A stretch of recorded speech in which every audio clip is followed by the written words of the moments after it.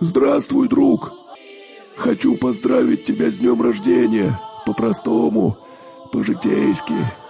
Мы, волки, по-другому и не умеем.